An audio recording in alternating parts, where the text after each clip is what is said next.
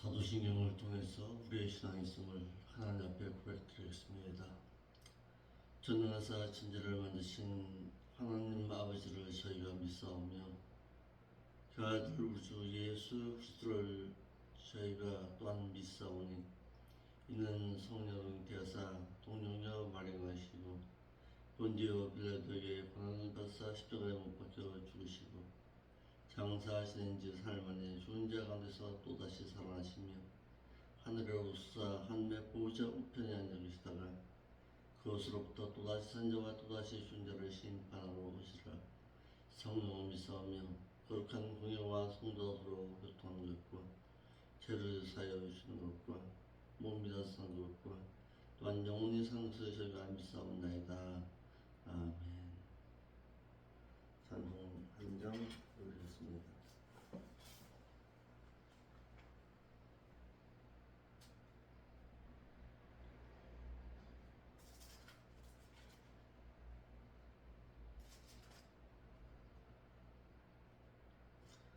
찬송가 209장 찬송입니다.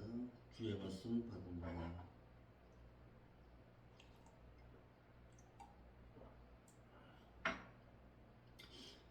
주의 말씀 받은 그날 참 기쁘고 복되도다.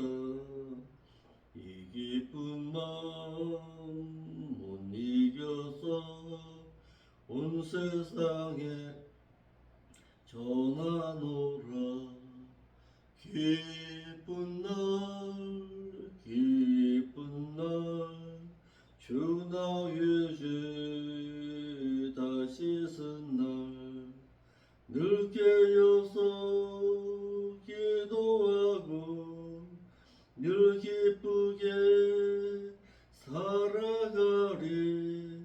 기쁜 날 기쁜 날 주 나의 죄 다시 쓴 날 이 좋은 날 내 천한 몸 새 사람이 되었으니 이 몸과 마음 다 바쳐서 영광의 주를 섬기리. 기쁜 날 기쁜 날 주 나의 죄 다시 쓴 날 늘 깨어서 기도하고 늘 기쁘게 살아가리. 기쁜 날 기쁜 날 주 나의 죄 다시 쓴 날 이 작정한 그날부터 평안한 마음 늘 있어서 이 복된 말 전함으로 내 할 본분 삼았도다. 기쁜 날 기쁜 날 주 나의 죄 다시 쓴 날 늘 깨어서 기도하고 늘 기쁘게 살아가리.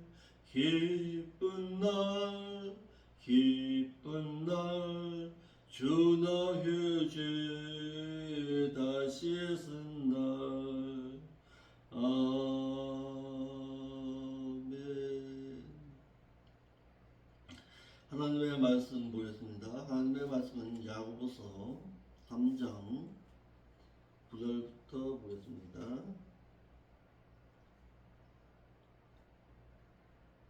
야고보서 3장 9절로 12절까지 보겠습니다. 이것으로 우리가 주 아버지를 찬송하고 또 이것으로 하나님의 형상대로 지음을 받은 사람을 저주하나니 한 입으로 찬송과 저주가 나는도다. 내 형제들아 이것이 마땅치 아니하니라. 샘이 한 구멍에서 어찌 단물과 쓴물을 내겠느냐. 내 형제들아 어찌 무화과 나무가 감람 열매를 포도나무가 무화과를 맺겠느냐. 이와 같이 짠 물이 단물을 내지 못하느니라. 아멘. 기도 올립니다. 아버지 하나님, 오늘도 저희들에게 귀한 말씀을 통해서 하나님의 뜻을 발견하고 발견한 그 말씀을 깨닫고서 오늘 하루의 삶을 살아갈 수 있도록 인도하여 주옵소서. 온전히 하나님의 그 온전하심을 기억하고 살아갈 줄 아는 오늘 한 날의 삶으로 인도하여 주옵시고, 천국의 소망을 간직한 자답게 오늘도 말과 행실에 있어서도 조심하고 거룩한 성도로서 살기를 힘쓸 때에 주의 성령께서 저희들의 삶을 인도하여 주옵소서. 거룩하신 예수님의 이름으로 기도하옵나이다. 아멘. 야고보 사도는 계속해서 입을 제어하라고 말한 이후에 한 입으로 이제는 찬양과 저주를 할 수 있다라고 말하고 있습니다. 3장 9절 말씀에 한 입에서 찬양을 할 수 있다 했습니다. 하나님께서 인간을 창조하시기를 하나님을 찬양하기 위한 목적으로 찬양하였는데, 사람이 자신의 입을 잘 관리하여 하나님께서 원하시는 방법대로 사용하면은 곧 하나님께서 원하시는 찬양을 드릴 수 있다는 뜻으로 사람을 지으신 근본 목적이 하나님을 찬양하고 하나님께 예배 드림이 그 이유라고 말하고 있습니다. 또한 하나님의 형상대로 지은 사람을 저주할 수도 있다 했습니다. 그러므로 한 입으로 하나님을 찬양도 하고 하나님의 형상대로 지음받은 사람을 저주할 수도 있다라고 했습니다. 야고보는 입으로 하나님을 찬양할 수도 있으나 잘못 사용하면은 하나님께서 창조하신 인간을 저주할 수도 있음을 말해서 하나님으로부터 창조함 받은 자가 해야 할 일이 무엇인지를 말하는 것 동시에 혀를 제어함의 중요성을 말하고 있습니다. 세 번째, 한 입으로 찬양과 저주가 나오는 것이 마땅치 아니하다라고 했습니다.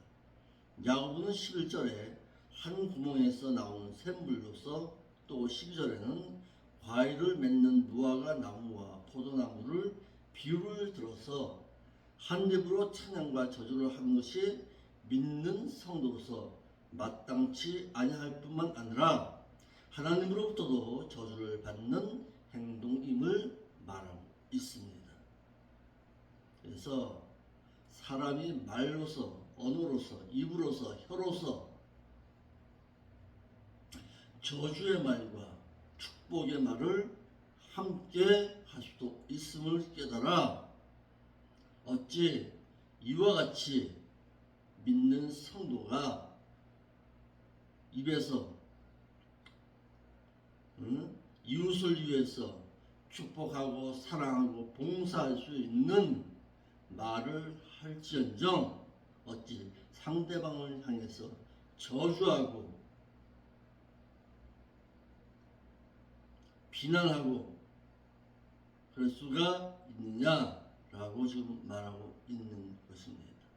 하나님께서 우리를 지으신 그 목적과 같이 오직 선하고 사랑하는 마음으로 모든 사람을 대하는 것이 마땅한데, 믿는 성도가 어찌 한 입을 가지고서 두 말 하듯이 저주의 말과 축복의 말을 함께 할 수 있느냐고 말하고 있는 것입니다.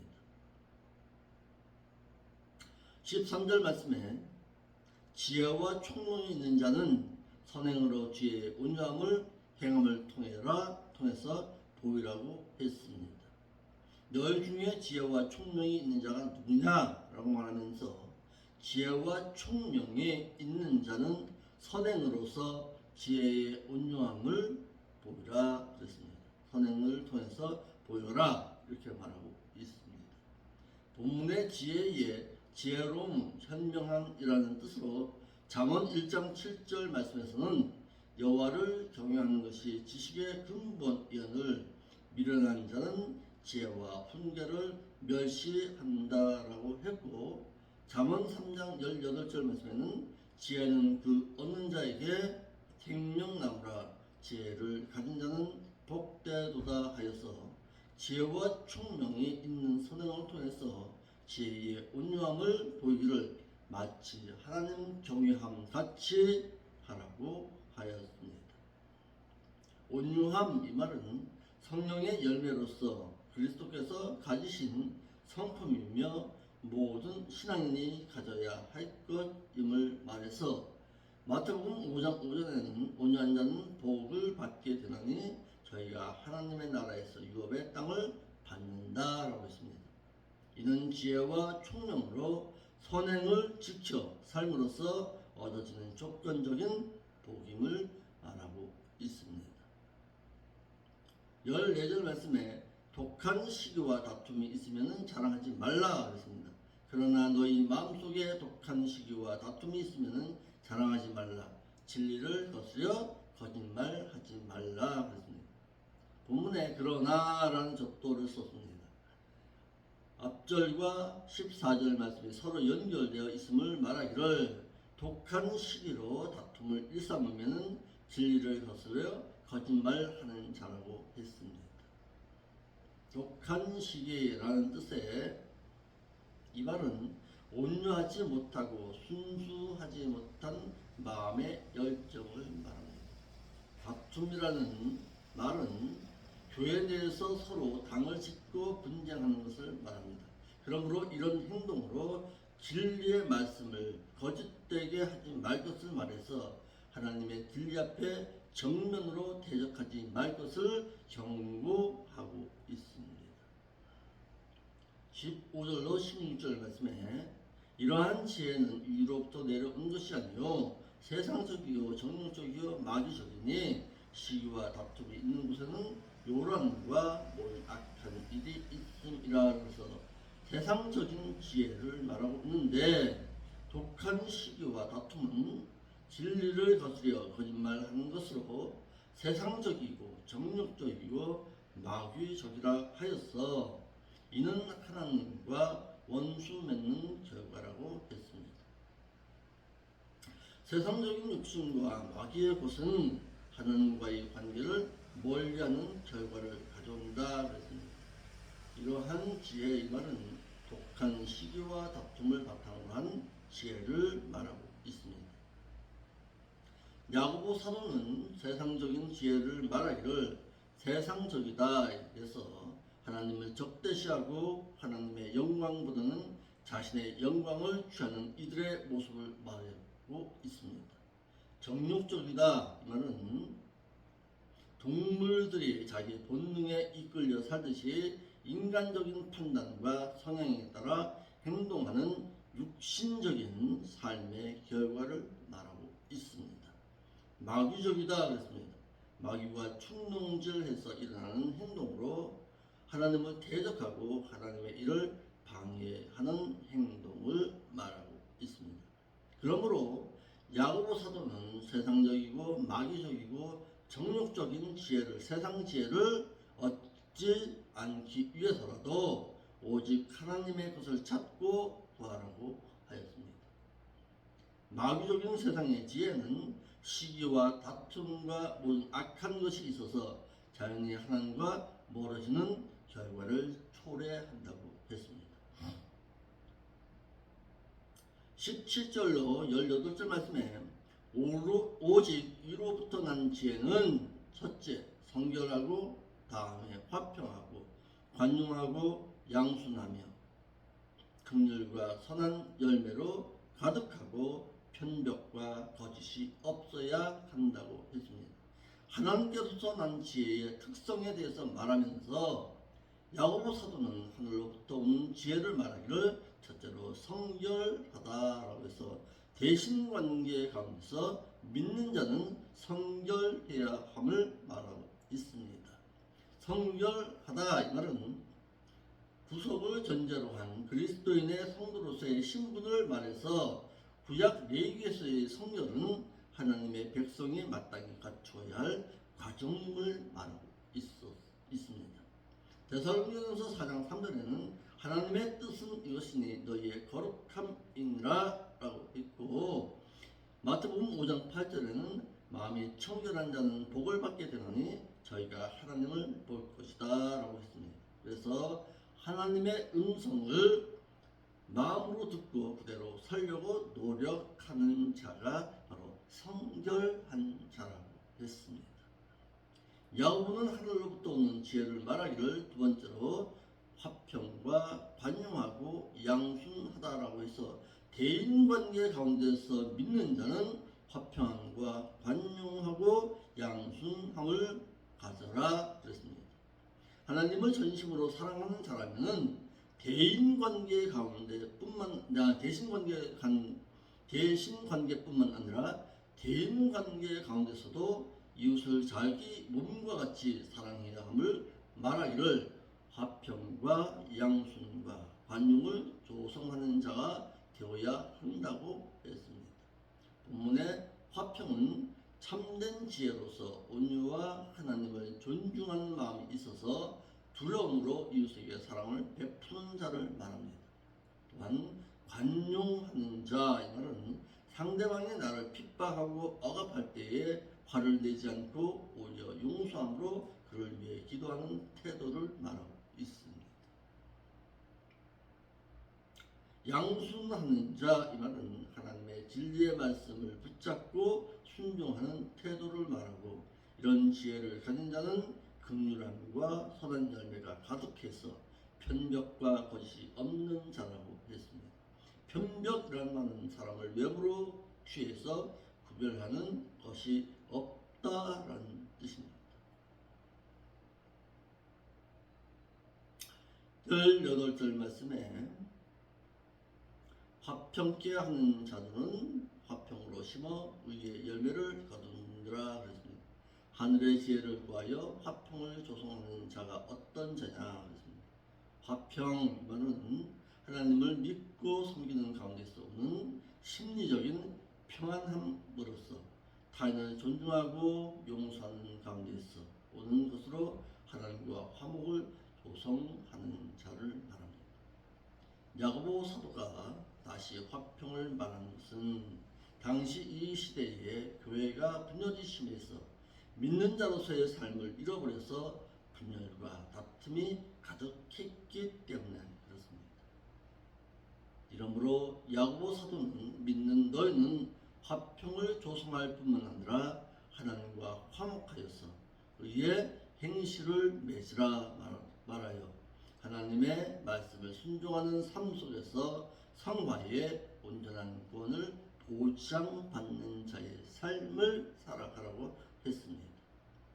이는 믿음으로 구속함을 얻어 거룩함으로 구별된 자는 또한 말씀 따라 살아서 하나님의 거룩함을 이제는 삶과 신앙으로 보여 성화의 온전한 단계에 이르러 하늘나라에서 상급을 얻을 수 있는 의의 행실을 맺는 자의 삶을 살아야 함을 말하고 있는 것입니다.